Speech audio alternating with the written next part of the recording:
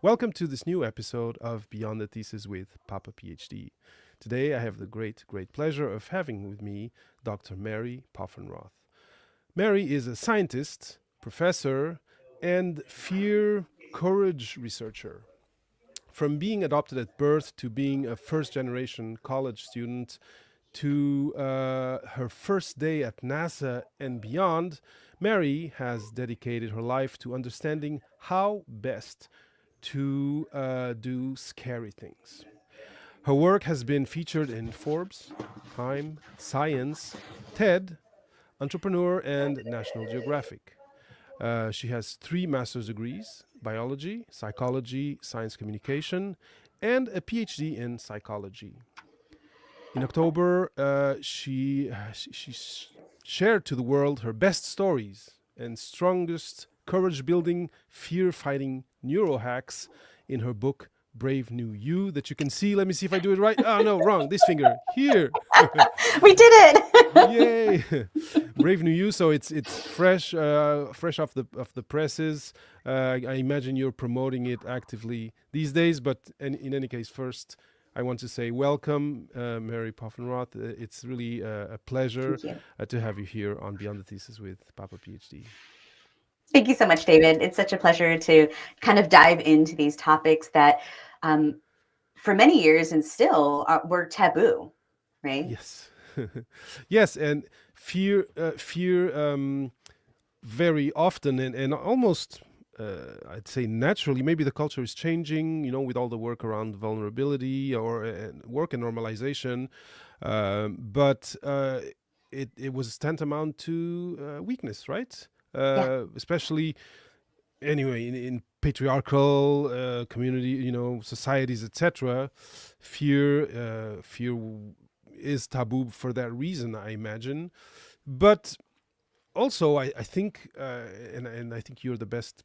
You have the best tools to actually explain this, but organically, historically, almost genetically, fear is a negative experience, which we, as we grow up, tend to set up our life to not deal with. Yeah. Yet, at each corner, at each turn, there it is. So, in any case, I'm really curious to hear the way the work you've done around this, the way you're connected to courage, and the way, like I said in the beginning, you kind of turn it around to let us see it with different gaze. But maybe let's start with how you got interested in this, and also I'm very curious at people's academic journeys. How did you travel from biology, then psychology, then psychom, and finally PhD in psychology? So I'll let you maybe start with that, and then we can go into your work around fear and courage, and how it can help this community of young researchers who are now possibly, and a lot of them are, considering something that is fear-inducing, which is switching from being in the lab to no longer being in the lab. Yeah. Well, I should have been taking notes because I think we have a lot of questions to dig into there. Yeah. But before I jump into kind of my journey, and a nice segue to introduce Bandit here. So we have a puppy in the studio Bandit. today, and this is Bandit with his little bow tie. But as humans, we don't tell animals that being afraid is shameful. But for humans, we've started to create within our society this idea that having this totally normal animal reaction is dirty or shameful. You should not talk about it. You shouldn't even admit to feeling it, because if you do, you're weak, you're wrong, you're broken. And we don't do that to our dogs. When our dogs are afraid, we try to figure out why they're afraid and try to help. And, we have compassion for our animals when they're afraid. Like I was telling you before we went live, I travel pretty extensively, almost like this year, almost full time. And I take Bandit with me on the road. And, even though he's a road warrior, there's times when it's a new experience. He's in a new airport. This morning, I took a water taxi to get to the location to have our talk today. And that was a new experience for him. And he was kind of shaky, but I reassured him and let him know it's okay. I didn't make him feel bad for it. I didn't punish him for being afraid, because it's a normal reaction. Yet we have removed that normalization for humans. And part of my goal is, let's reverse that, because that's a social construct. That was a decision. And if it was a decision, then we can decide a new pathway forward. And my kind of journey is, like many people, is a long and winding road. And I've been in professional science, really from the start of my career. And I started at NASA in undergrad.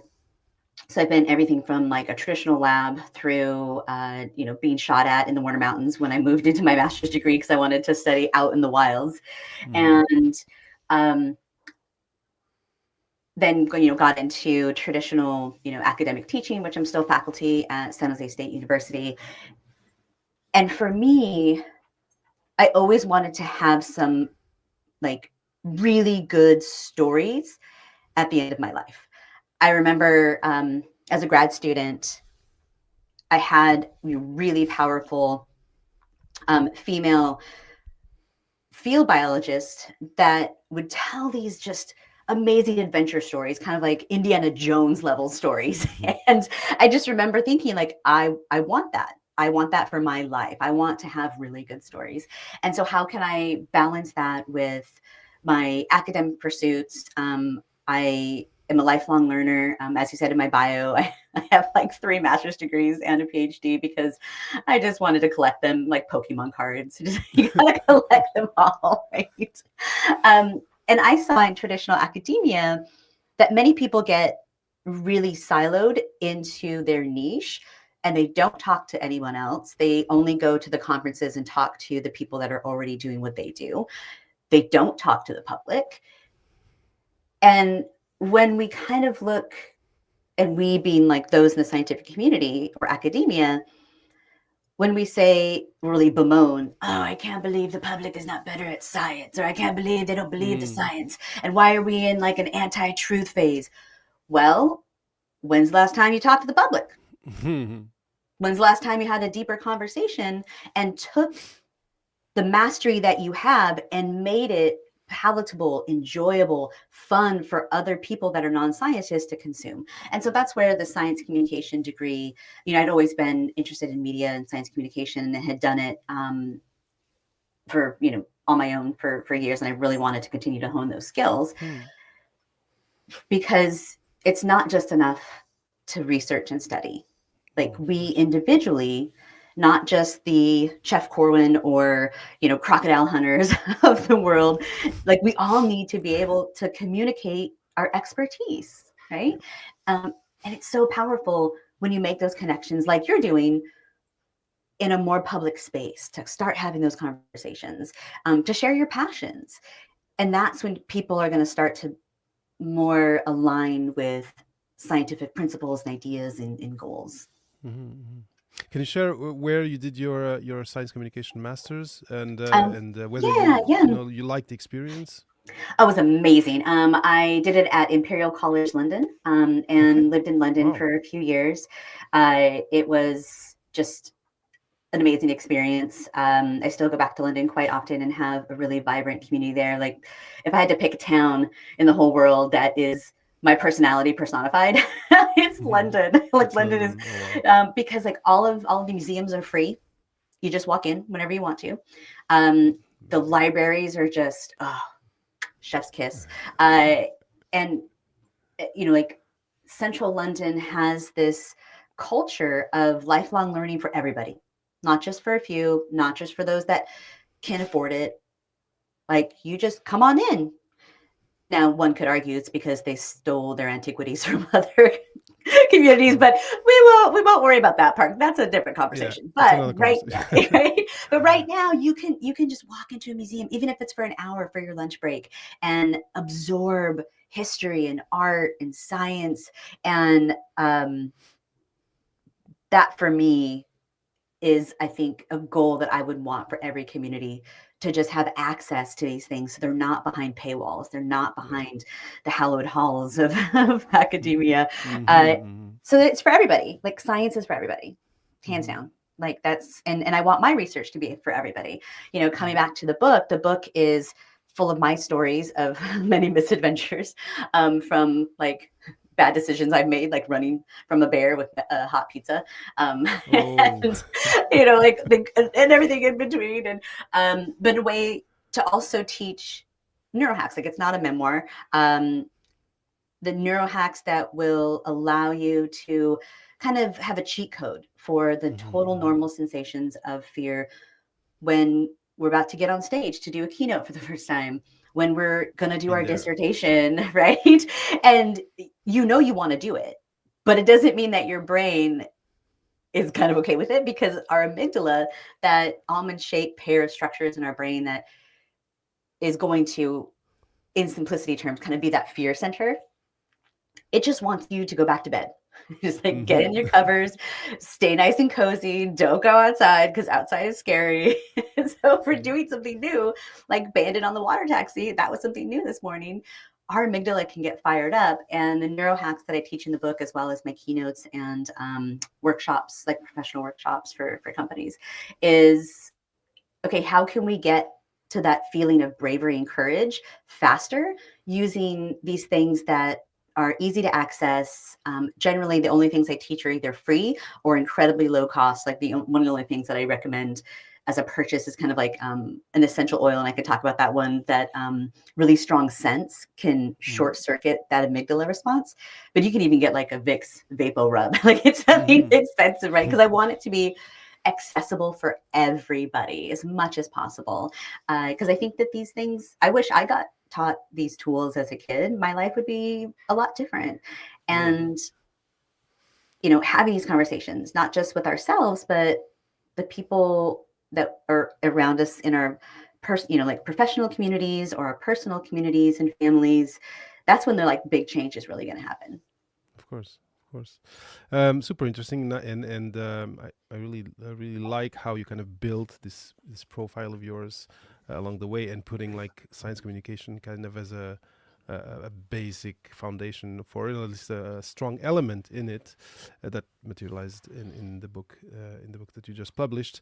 Now, you mentioned neurohacks. I really want to talk about them because, of course, people are curious to learn, are always curious to learn things that they can apply in their lives. But Yes. I really want to start with fear because, of course, when it was question of having you on the show, I thought, well, people who are, I myself lived through it, but I've met a bunch of graduate students who are in fear of what comes after their graduation Yeah. because they understand maybe that research is not the thing that you want to do. They also maybe understand that only 20% ish will have a full professorship. And so there's 4 chances in 5 that they will need to do something else. And it's a big unknown, and fear and the unknown are like hand in hand. Um, and so, it was clear to me that it would be interesting to talk with you. But of course, fear today is on the media all the time for different reasons: climate, politics, war, migration, and there's different. I just listened to a podcast with someone who was an Auschwitz survivor, and Mm. some people have deep reflections about fear and about how to deal with it, but it's still, like you said, because it comes organically in given situations and tends to lead us to retire ourselves from a situation that's fear inducing. It blocks a lot of people from growing, from doing, from I don't know, sometimes from moving from an impending, uh, uh, dramatic situation of some sort, be it physical. Some people freeze when a car is hurtling towards them. Some people jump depending on how your your nervous system is wired. Um, Fear is part of both of those. So, can you talk a little bit of why you kind of gravitated towards this question of fear? Yeah, why you what was your motivation to delve deeply into that taboo, like you said, question, and try to understand it more deeply?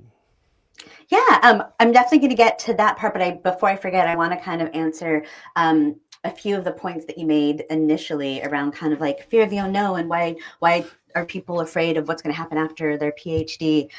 So we take a look at fear. If we have all like, let me back it up a little bit. So when we think about fears, we have kind of the separation of a kind of like a fictional fear or a factual fear. Right? So a factual fear is something that is a shared reality.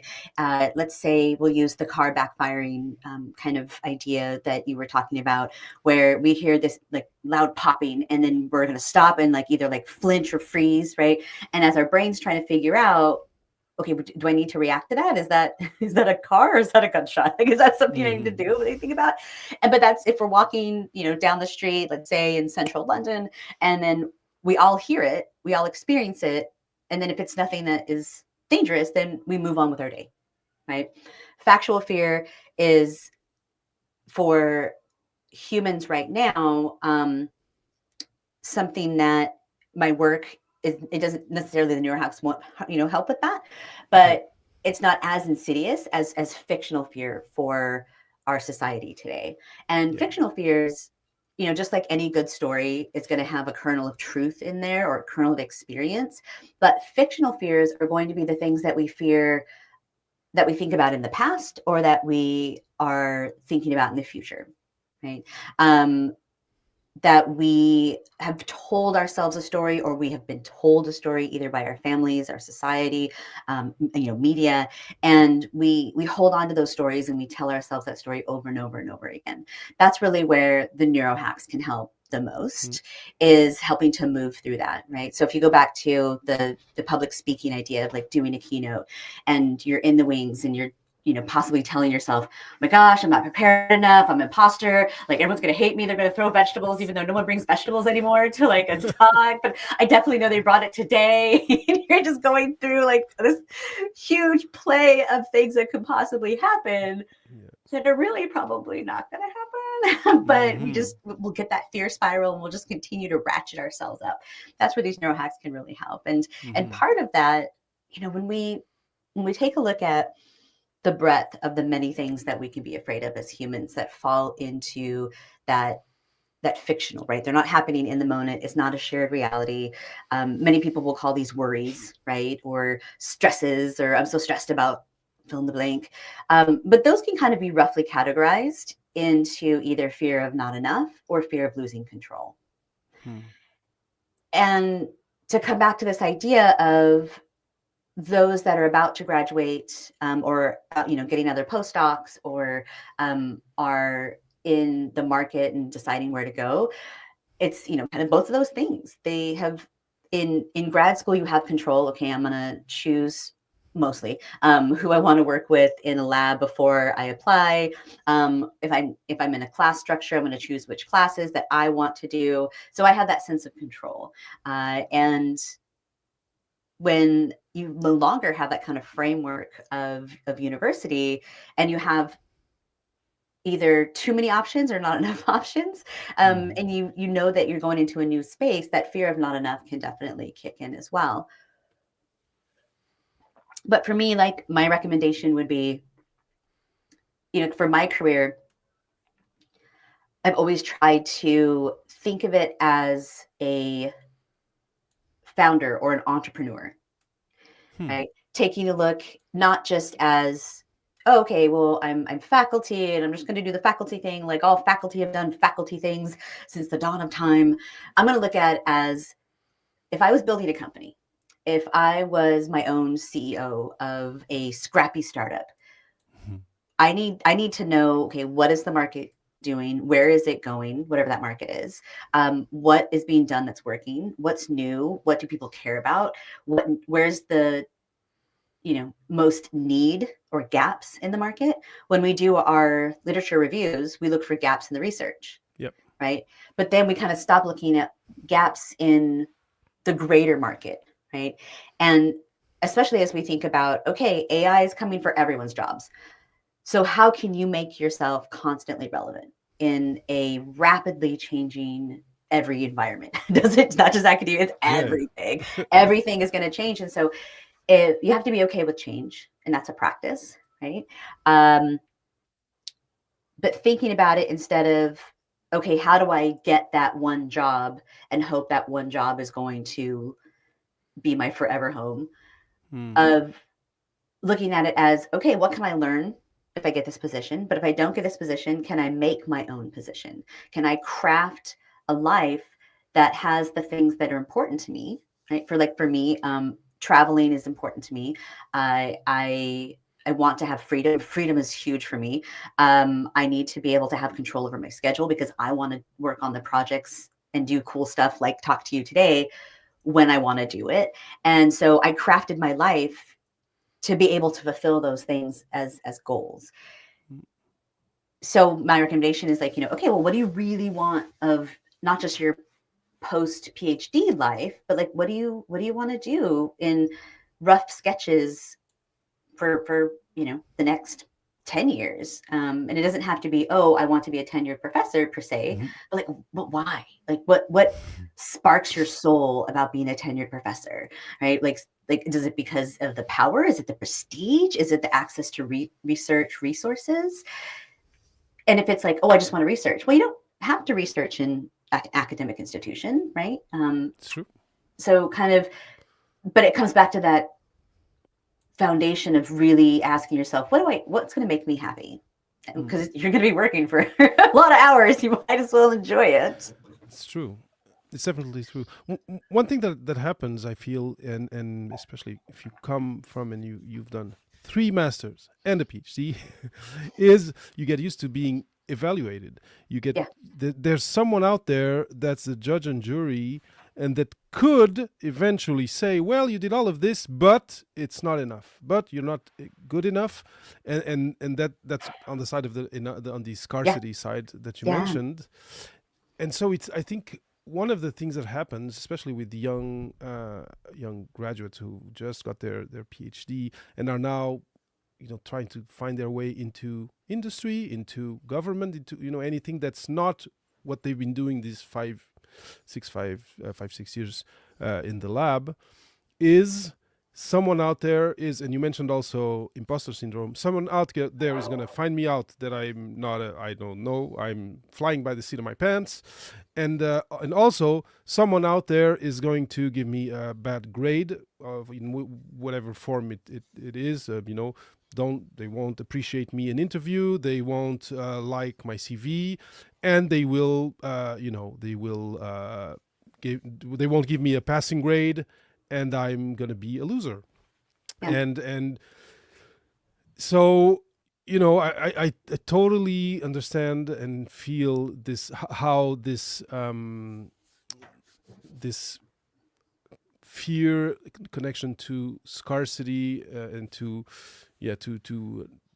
not having enough of some rare, I don't know, unobtainium, from the from that movie. What's it called?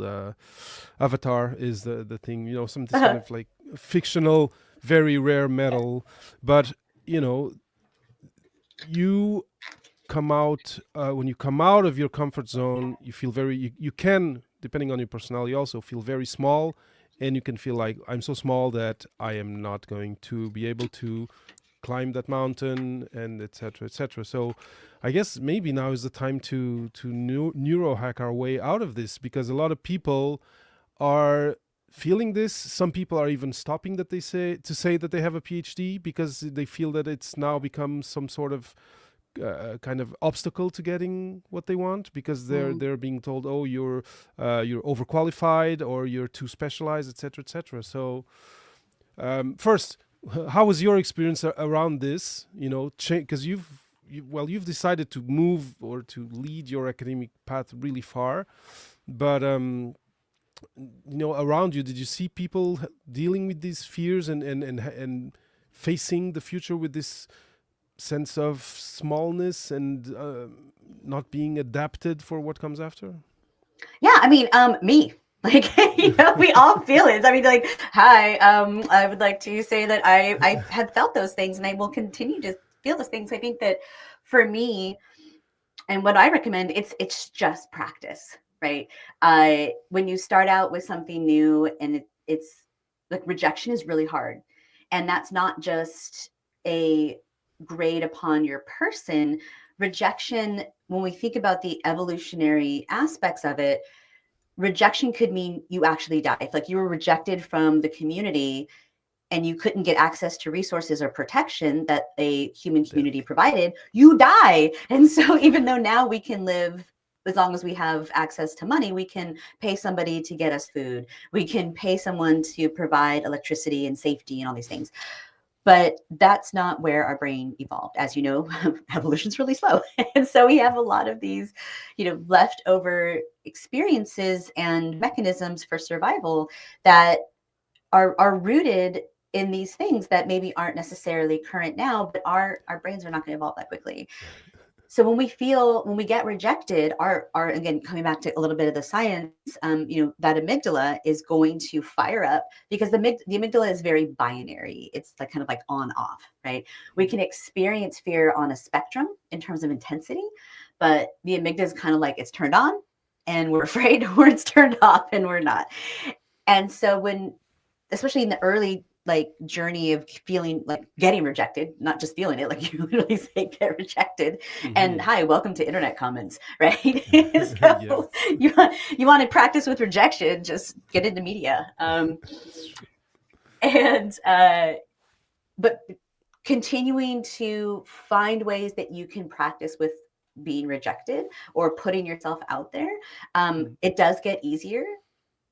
But still, I mean, I've been doing media for like 17 years, and it's still hard for me to look at any comments, because I'm like, they're gonna hate me again. I'm like, I'm not reading the Amazon comments. I'm like, those are terrifying.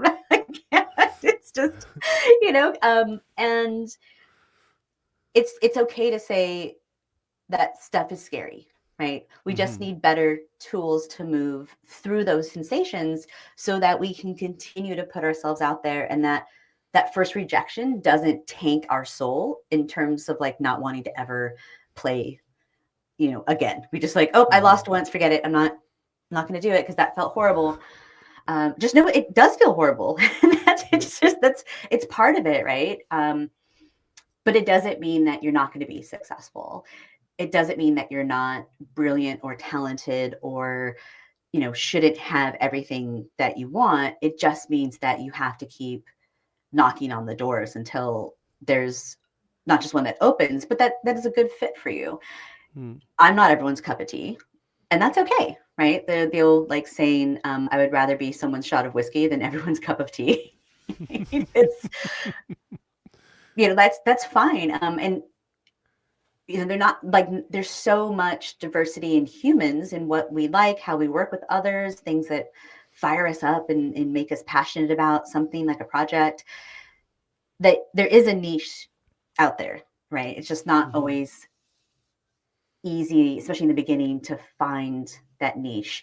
But, one last kind of tidbit of advice for new graduates would be, especially as we get more digitized, more technology forward in these things, you have to go out and meet real humans. Every opportunity I've ever gotten is because I networked, met humans, and I come from a trash panda background, so I did not Like, I was not born into a family that had connections. I'm, like you said in my bio, I'm the first person in my entire family to go to college. 1 out of 5 kids. Like, I was the only one to graduate high school. So I didn't go into my professional career with money, prestige, connections. So I had to make them, right? And maybe the scariest thing is going cold into a room where you don't know anybody, to network and putting your hand out and being like, "Hi, can you be my friend?" Right? But these neurohacks are going to help with those kind of things too, because even though it feels scary, it's not going to kill you, right? It's not going to kill you to say hi to somebody at a conference, and just pushing through that discomfort is part of the thing. And if you want those opportunities, they're going to come person to person. Just relying on trying to apply for things online and never actually talking to people, it's just not anymore. Like maybe in the start of the internet, but not anymore. Doesn't work. So let's get into some neurohacks, maybe. How's that sound? Yeah, sure. No, I totally. Cool. I want to. I was just trying to kind of sum up what I got from what you said, and but really quickly. So make so reframe. Maybe stop using the word rejection. You didn't say that, but I'm thinking because if you think about it as a muscle that you're training. I don't know. I'm thinking of a way of reframing it in a metaphor or an image that people can say, okay, I'm going to do this scary thing, and not take it personally, and actually say, whichever outcome, I'm gonna be growing this muscle. Yeah. So that's one. So get rejected because, and I was listening to, I don't know if you heard this podcast, Diary of a CEO, and now I don't know the name of the guy. And he was saying that he started selling, I think, Windows when he was 16 years old. And he said each no, and it's his personality, but each no was exciting because I felt I was getting closer to my next yes.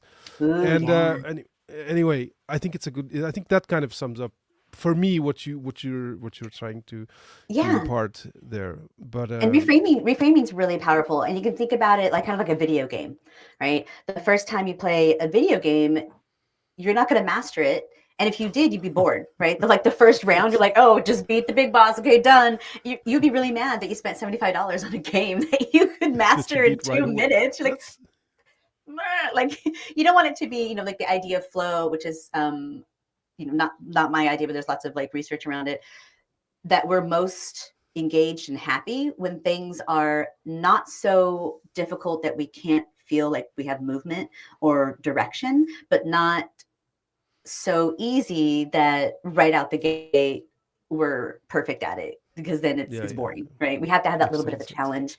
So you can think of it kind of like a video game, right? Okay, I'm just I'm in this level. I need to figure out the game mechanics. I need to figure out, okay, what are these coins going to do for me? Oh, that thing just killed me. Oops. Oh, well, okay, retry, play again. Now I know not to eat that mushroom. Got it. All right. Now I'm going to jump over and see what's in here. Ooh, coins. Oh, I can get stuff. So I love it. Right. Like just kind of gamifying things and making generally unfun things more fun is gamification at its core, which is something that I try to do in my work as well, which is a good segue to, so in the book, there's lots of neurohacks that I have in the written word, obviously, but I am creating a card deck, which is in progress because these cards take a long time to do the artwork and stuff like that. But all these digital cards are available free for your audience. If you just go to hellobravenewYou.com, there is tons of digital downloads that no sign in, no sign up, totally free, including these cards that are some of the neurohacks that we talk about today. And they're interactive on the website. And I'll just do the interactivity for you here. Okay, I didn't know this. I love card games. Oh my God, I love I'm cards. hooked now. Yeah, I love cards. And these are kind of like really quick, easy win things that that we can do in the moment. One of my favorites that I do all the time is going to be the pinch the valley one. This is going to be able to tap into our vagus nerve to help activate the vagus nerve to help calm the nervous system, right? Because when we're going into those scary situations like networking in a room full of people that we do not know. This is something that anyone can do, and you know, have it on you, no fancy anythings. So for me, I'm right-handed, so I'm going to show it with right, but you can alternate, doesn't matter. But for me, you know, taking my right hand and kind of making an L with it. And then on the other side of my left, I'm just kind of like pinching, on camera there. That's glad I did my nails. So kind of in the meaty part, like, yeah. So like not the webbing. It's like not the webbing part, but kind of this like where so like where it's called like pinching the valley. So if this was like a V, then that kind of a mirroring, there we go, kind of like this part here. So you're just kind of like, and massaging it, right? Like do like a little circular motion. And this for me is like something that I instantly feel. Right? I'm just like, it's a good spa day. And then you can switch it up. There's no time limit, right? You don't want to dig in there and give yourself a bruise, a little bit like medium pressure, kind of a circular motion, and you can switch hands. No one knows you're doing it, right? You're just kind of like not doing, like, for me, this brings a lot of relaxation. And because I love gamifying things. In the book, there are many, many different neurohacks, none of which will hurt you. Nothing's asking you to consume anything into your body. So just play around with them, right? See what works for your body. For me, pinch the valley works great, but it may not work for everybody. And so there's not just one. There's a lot. They're free. See what works for you. And that's, I think, the experimentation part. That we experiment in the lab, we experiment in the field, but are we really experimenting in our lives when building our toolbox of tools that are going to make us successful? And going into it like you would play a game, right? Like play a video game or a tabletop game. Just try it. It's not the end of the world. It doesn't need to be perfect. And if you if you lose, it doesn't feel great, but still, it's just a game, right? And then next time you'll get better, the next time you'll get better, and you'll figure stuff out. And thinking about it and reframing it in that way can help take some of the stress out of a particular situation. So that's one of my favorite ones. Again, let me ask you one question. Sure. So first, you just give an URL that I could share right away with people. Yeah. Hello, bravenewYou.com. Okay. And that will, it'll do like a redirect, just because to verbalize the spelling of my name is not the funnest thing in my whole life. So I try to make things a little bit easier. No, of course you need to reduce friction as much as you can. .com. Yeah. Okay, so I'm gonna do this so people can see.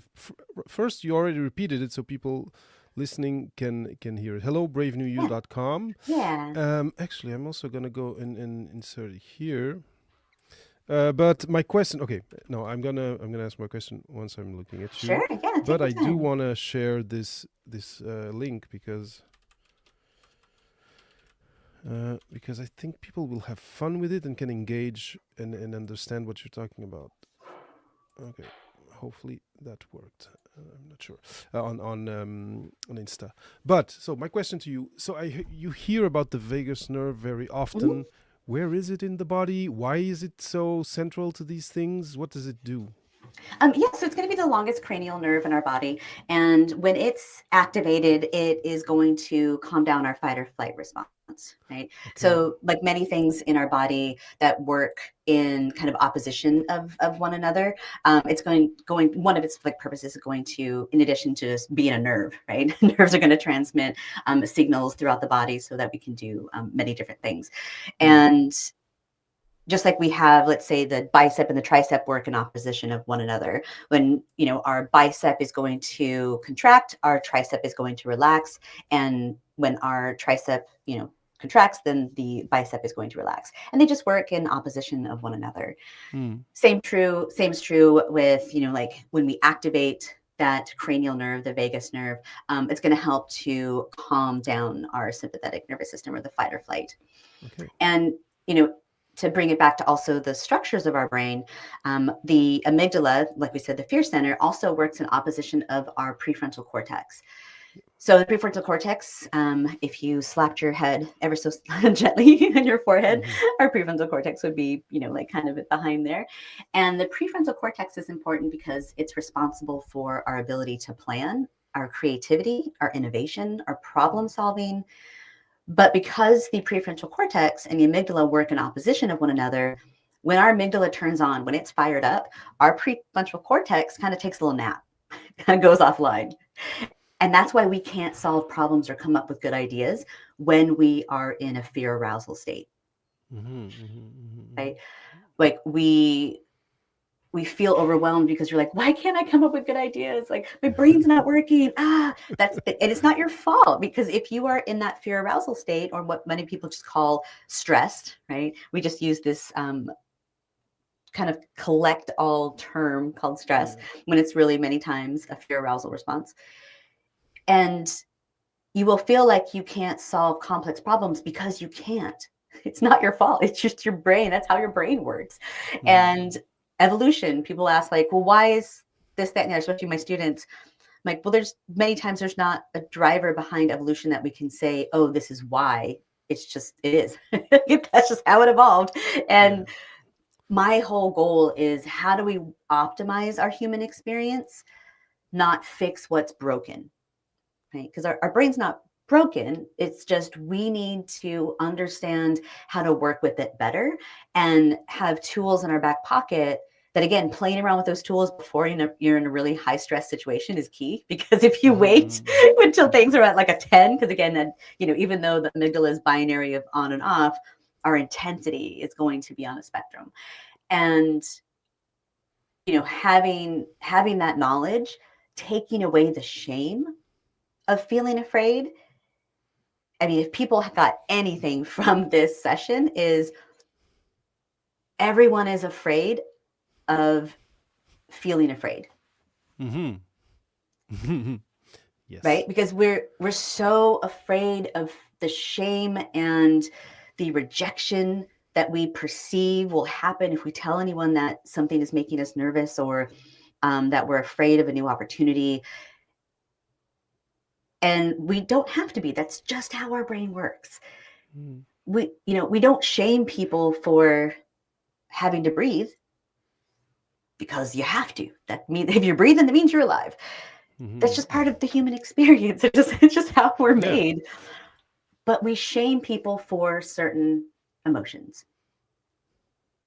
So let's change that. Yeah. Now, so the technique, so pinching the valley is something you do on your body. And I would say, in my experience, fear is something you also you feel in your body. You can feel in your body, and from what I've understood, people feel it differently. You can pit in your stomach, like more restricted breathing. It can take different forms. Is this technique and calming the vagus nerve a way to get our body to get rid of those like physical expressions of fear? And if so, once we've done that, what's the next step to then start kind of being conscious of it being there, and actually a little bit, how you mentioned, when our animals are afraid, we try to understand why. Is there a badger around, or we take it as information to a potential danger out there, but we don't do it for ourselves. How do you, once you calm your body, what's the next step to then be able to, although a second ago both your feet were like kind of frozen to the ground, you can now start taking steps informed by that fear? Is it something that you can share a little bit about? Yeah, well, that is a perfect segue, David, to my RAIN method, and I'm showing you the infographic that is also available for digital download on the website. Again, free, no sign in, no sign up, just free for all. And so the RAIN method is part of that, and I can go over kind of like the steps. And if people are maybe listening to this while driving, don't feel overwhelmed, because this is all going to also be in a tutorial video that is on the website. And like I said, I want this to be accessible. I want this to start to change lives, Mhm. and hopefully it does. So I think going through the RAIN method will be really powerful. And if you wanted to, if like I'm a visual person, Yeah, you me could too. take a look. And there's the infographic. These are like I brought my physical ones because these are things that I use when I do like live events and Of course. keynotes and workshops. I'll have the physical ones, but you can take a look at the digital one. So kind of starting, when we think about, we talked about fictional and factual Factual. fears, Yeah. that, and you talked about, okay, everyone kind of feels something different, the sensations in their body. So this first step is just really going to be recognize. So RAIN is going to be for recognize, assign, identify, and navigate. That's a sign. Identify. Yeah, so just kind of 4 steps. With these 4 steps, many people feel better in just like 1 or 2 steps, and you don't have to do all 4. But if all 4 help, then keep going until you feel more in control or feel better. And this is going to be something, like the quick win neurohacks, like we did, like the pinch the valley. That's something that you probably don't have time to go through these steps, but if you practice the RAIN method, it'll kind of become quicker and more natural for you to do. Mm-hmm. um, so that recognize, on the infographic, there's only a few because that's all that would fit. But your tells, kind of like a poker tell, is going to be kind of like different, right? Everyone is a little bit different. For me, I'm a shoulder scruncher, like like my shoulders, like in my ears, I'm a shoulder scruncher. I'm also like a jaw clencher. So I know if I'm doing either of those things or both, okay, it's my body trying to tell me something. Mm-hmm. Now, since this is going to be more of an academic, many people listening in academic circles, I will give the caveat that it's easiest to explain these principles and most efficient to like anthropomorphize, because the purists out there will be like, you are your body, you can't say it's separate. So I just want to say, I know I'm anthropomorphizing, and it's going to be okay. Right? It's fine. So it's going to Beyond be this fine. is a safe space for everyone Right? in Good. every way of teaching. Good. So like that first, like, thinking about, okay, what are your tells? What is the things that your body does specifically? Because not everyone is going to have every type of what we would call like stress reactions, right? Mm-hmm. So if you think back just on either a recent stressful experience or some big stressful experience, like you were talking about before you gave a keynote for the first time, what would be your tells, David? My tells. Uh, uh, uh, um, yeah, some sort of like yeah, like chest, or between my Mm, chest and my stomach, some sort of hmm. like tension there, or anyway, yeah, Kind of like tightness. tightness there, Hmm. dry mouth, and yeah, something like that. Maybe I don't know. Yeah, some shakiness in the legs. It's something, a mix of these, but mostly it's like this tightness in this area, and dryness of the mouth would be the both of them. Yeah. So what you can do with that, so now you have more data, right? Now you have more information. So going forward, if something's really scary, you don't need you Hmm. don't need to wear those tells because you know what's happening. But it's those like nuances of experience, right? Being like, okay, if I know that I am having some tightness in my chest and dry mouth, that I'm going to get curious about what is causing this, like where is this coming from. And now sometimes that curiosity is easy. You're like, I'm about to go on stage for the first time. Of course I Hmm. know what it is, but at least you're having a fear arousal response, and then you can move on to the second step, which is assign. So there's many parts in the RAIN method that are taking advantage of the power of pigeonholing.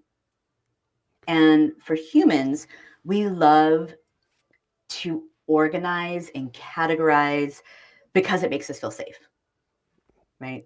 Yep. It lets us put control over a chaotic world, and it's like a nice little warm blankie, right? When we can Hmm. categorize things. And so even just the act of pigeonholing will help to calm the amygdala. Okay. So steps 2 is assign. This is also the fear wheel, made originally from, so Project made in like the 30, 40 years ago created something similar, but for all of the emotions. This one's just going to be focused on only fear. And in the assigned step, you want to pick exactly one word that you could associate with the feeling that you're having in that moment. And people sometimes will argue with me, like, well, I have like 3 though. I'm like, nope, just one. You only get one, because the process is the point, right? So you only get one. And then you choose exactly one word that is going to best describe what you're feeling. So is that, dread? Is it, that you feel insignificant, right? That imposter syndrome. So just choose one word in that moment and say, okay, I know that I'm having a fear arousal response right now. I'm going to choose one word, choose my word, maybe dread. Okay, I got it. And now that I have that thing and I've thought about, okay, what's like, I'm about to go on stage for my first keynote. I'm dreading it because I don't know what's going to happen, right? And that can bring us to the step 3, which is identify. I talked a little bit about how our fictional fears can be grossly categorized into one of these 2 buckets. So either fear of not enough or fear of losing control. And sometimes, there's really big complex fears that are a little bit of both. But for the RAIN method, you want to choose just one. Because again, it's the act of pigeonholing. Like, okay, we want to have things categorized because the categorization and identification helps bring that sense of control back, helps get that prefrontal cortex back online. That's all about control and logic, and helps to calm down the emotion-driven amygdala. So if you know, okay, my trigger is going to be about to go on stage for this keynote, and asking yourself these things, right? Is this because I'm afraid of not being enough, or is it that I'm afraid of losing control? And there is no right answer, right? If it was me for this situation, I would choose fear of not being enough, but you might choose fear of losing control, right? And we're both right. We're both right, because it's personal and it's about trying to bring logic to an escalating emotional experience. It's not about having a perfect answer, but you only get to get one, right? Just like in step 2, people are like, no, but I have both of them. I'm like, because you're complex people, I get it. But in this step, you only get one. And then simplicity is key, I guess. It feels like simplicity needs. Yes, exactly, right. Because when you're having a big emotion, you don't need to make things more complex, which is why my neurohacks are really simple, right? Because you're, again, like we said, the prefrontal cortex is offline, and it's not going to get any better if we try to force it back online, because then we're just going to get more, fired up and have even stronger fear arousal response. And so, simple. Just categorize. Again, it's the process is the point of pigeonholing, bringing that sense of confidence and calm back to your person. And the last stage is going to be navigate, right? And this is where the neurohacks come in. On the RAIN method infographic, I talk about box breathing, but there's many different, they're kind of interchangeable for that last step. So, you could use pinch the belly, you could use, many different neurohacks that are in the book, or other things that are powerful for you. And that's just kind of, okay, now let's put something into play that the RAIN method both, relies on the psychology part of it, but also the biology part of it. And so that we can really have a framework to tap into those 2 things to get back to that sense of calm, and us to have the courage to continue to move forward. That's really interesting, and I really like the marriage between biology and the biology and the psychology, because I feel that thinking about the audience of Beyond the Thesis, we with this profile might tend to try to do it all in our head, in our mind, and like you were and like you were saying, we're probably in a moment where our mind is not a very good tool. It's being wonky. It's the amygdala is kind of making it work in weird ways. And now here you're saying, well, and now you're going to use your body, and pinch the valley is an example, box breathing another one, where you're going to kind of you're going to do exercises that are going to feed back into your nervous system and bring the fear down and allow you to then have access to your prefrontal cortex again. I really, really, really like it. One thing I didn't mention of why I loved, and this is kind of an apartheid, and I want to mention it. I loved your video game metaphor. Is that, yeah, if you buy a good video game, you don't expect to win at the first time, and if you go into, let's say, job interviews or whichever new thing that's inducing fear in you, and are saying right away, well, this is the first time, so I'm probably not going to make it. Let's learn the most out of it. It's really a great way to bring down this stress, anxiety, and fear. Just wanted to mention that because it's another really great element of the video game metaphor. And gamify it, right? Yeah, I mean, like, because a game is just a combination of challenges and rewards. That's all. That's all a game is. And think about, okay, so how can you structure it? How can you make your own game? We'll use the example of interviews. That okay, the challenge is, after 10 interviews, here's your reward, or 10 cold LinkedIn reach outs, and then you get a reward, or how fast can you do this, or how what ways can you trick your mind into enjoying the process instead of just having the drudgery of it. Yeah. Now, I just noticed that we're reaching almost an hour, and because this is going so fast, but fast because it's interesting, and I am just absorbed by what you're sharing. But I have another question about the Neurohacks. So there's a collection of them. It's a deck of cards. So I imagine that there's a bunch of them, which must mean that there's different neurohacks will work for different people. Because I've heard some people say, oh, before I give a talk, I do this many push-ups and or jumping jacks, and that's what gets me in the right breaks my fear of the stage. But other people say, oh, I do some breathing exercises. Yeah. Is there also kind of a diversity in how each one of us best prepares or uses these types of techniques to cross that fear barrier, and is that why you why it's a deck of cards and not just 5 techniques? Yeah, exactly. Everyone's going to be different, right? And every situation is going to be a little bit different. So maybe one technique works really well for kind of like a low level fear response, and another technique for you works best at like a high level fear response. But the only way you're going to be able to know is to experiment, to play around with these things, right? Not waiting until you have a really high risk, stressful situation to try these out, because then you don't know what is going to work the best. And even creating a rating system, right? So one of my ideas with doing kind of the cards is, once I have I think we're at 10 right now, but once I have them a full deck, is, let's say each day you pull out one card at random, and then try that one as something really low risk of. There's always something that you can find in the day that will cause you some kind of stress. I'm going to talk with someone in the elevator. I don't know. Yeah, exactly.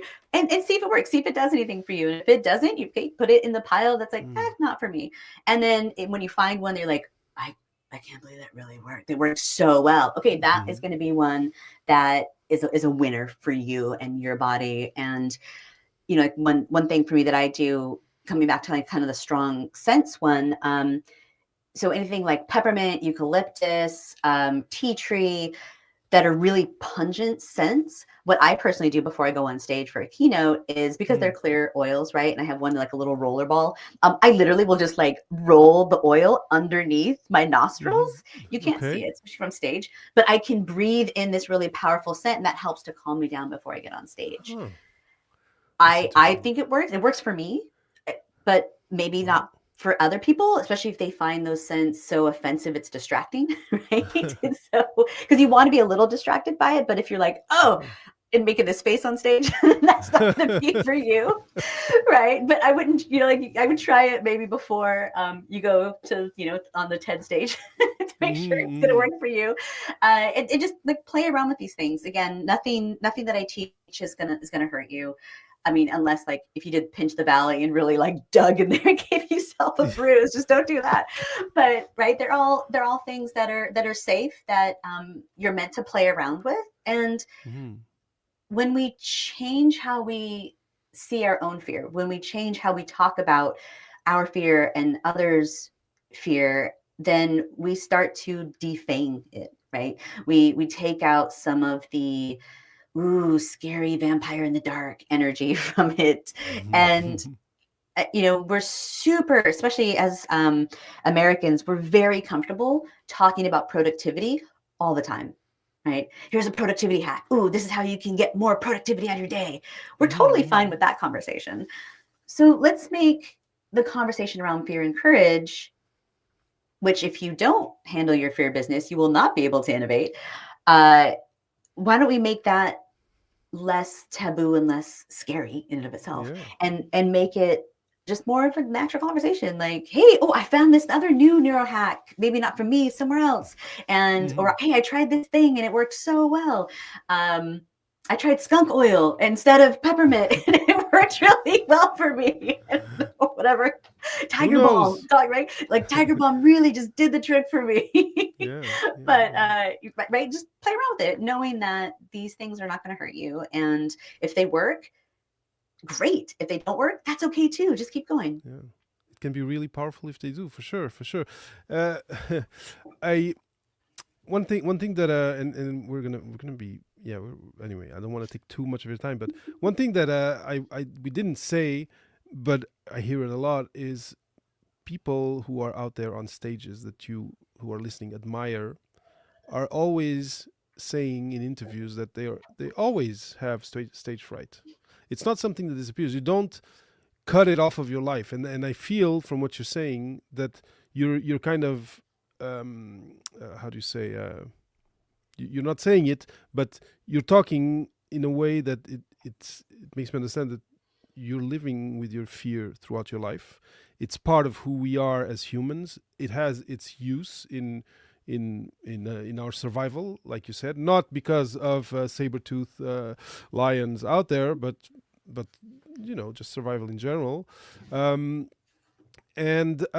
yeah, think you who are listening, you who are watching, think that person that you just saw their TED talk and you're like amazed at how good they are, they probably have their neurohack. They probably have almost this kind of healthy relationship with their fear, and that's what I think interesting, and I wonder. So I'm gonna stop because I don't want to. I often layer questions or ideas. First thing, because we're really getting to the end of the interview, we are sharing the link here below. Hello.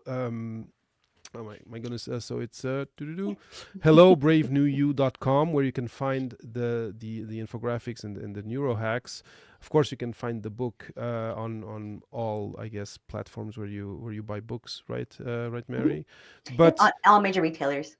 All major retailers, perfect. But so where I'm getting at is, if people want to reach out to you, if people want to share their neurohacks with you, because I'm sure you're interested of learning them, what's the best way to reach out to you, to get in contact with you, and to maybe say thank you for what you shared in today's conversation?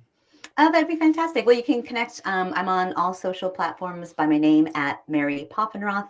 And you can also, reach out via email, mary@teampoffenroth.com. Oh, I like that. It's a good teampoffenroth.com. Awesome. Good. So do reach out. As you've seen, if you've been here, if you've been watching so far or listening, Mary is very approachable, and I'm sure she'll be happy to answer your questions and to get in contact with you. Now, to finish, from all that we've talked, I got this image, and you mentioned two, contiguously, two things that I didn't expect, which is fear and courage. Mm-hmm. And it feels, the image that's coming to me is that, the same way, that the coin has two sides, so there's a yin and the yang, that, I may have, if before talking with you, I may have told someone who'd asked me that fear is in one continent, there's an ocean between them, and courage is another continent. And here am I now, after this conversation, thinking that they're like almost if you do this work, they're hand in hand, and fear is kind of what is fueling your courage. But fear controlled, fear neurohacked is what is fueling your courage. And what I want to ask you is, if you're able to, just now in a minute, give a description of good fear, or of what fear, this fear that's with us physiologically, what, if we have the optimal relation with it, how would you describe it? How can it help us? What sort of persona is it in our life, instead of that, ghoul or vampire that you said that often we think it is? Yeah. As a last word, I kind of. Yeah. So the two parts really. We coming back to this idea of the fear being good before we go on stage, because we care, right? We want to do a good job. We are just like every speaker has that like nervous energy, even if they've done 1,000 talks, because it tells them that they still care, and it tells them they want to be engaged. If they're bored, they're not going to do a good delivery, right? But now on the other side, if they're too terrified, they're not going to do a good show. And so finding that balance, having those tools so you don't get into the zone of too much and you can't speak or have good ideas, but not being so unaffected that you can't connect to your audience, right? Because everything's about balance. And last but not least, I'll share a metaphor that really stuck with me. It's not mine. It's Elizabeth Gilbert's, how the relationship between fear and courage, that fear and courage would be kind of like two people on a road trip together, right? Only one person can drive the car. And it's the, courage, living with courage, being courageous, being brave is not an absence of fear. It is learning how to play nicely with it, right? So you don't want fear in the driver's seat, just do whatever it wants, turning on all the crappy music and swerving and, drinking a beer. Like you don't want fear in the driver's seat, but you can't get rid of fear out of the car, right? Or if like siblings on a road trip, you don't want to get like, it's gonna be in the car whether you like it or not, but not in the driver's seat. So you tell fear to get out of the driver's seat. Courage is going to be in the driver's seat, and you know that it's there, but you have ways to make sure that you're remaining in control. So it's a co-pilot of sorts. Okay, Yes. I love it. I love it. Mary, I think this is a great way to end this conversation. I think leaving people with this metaphor is a great way for this to be memorable, because I think it encapsulates all that we've said and all that you've shared based on all your work. And I really hope that people are going to go try the Neurohacks. Also, get your book, of course. But I hope you also get a lot of feedback throughout throughout your promotion, because I think this is really important. I think the fact that, like you said, all of these tools that you're sharing with people, there's nothing you need to buy, there's nothing you need to drink or take or whatever. It's all with tools that you have with you all the time, and I think that's really, really today very valuable, I'd say. So yeah, I'm really, really thankful for the community and humans in general, that you're doing this work, and that you're kind of championing this normalization and this tabooification Yeah. of fear. I like Wow. it. Yeah. So thank you so much. This has been a great Thank you. conversation. I know that this is going to serve a lot of people. There's been a lot of people with us live. I've seen at least like 23, 24 people throughout our conversation here. I think on LinkedIn, but maybe also on YouTube. So thank you to all of you who have been with us. And yeah, thank you, Mary Poffenroth, for having you so much, spent this David. well over an hour with me. Thank you, and thank you for your time. It's been great. Thank you so much, David. So go follow the links. Go try the Neurohacks. I'd love to have feedback on that. I'd love to have also, if you can comment, either in whichever platform you're watching, your neurohacks that you may have instinctively developed. It'd be great to hear about that. So follow, if you're on YouTube, follow the channel. Same thing, follow Mary on the platforms she's on. And I'll see you all in the future recording of Beyond the Thesis with Papa PhD. Bye everyone. Thank you. Bye.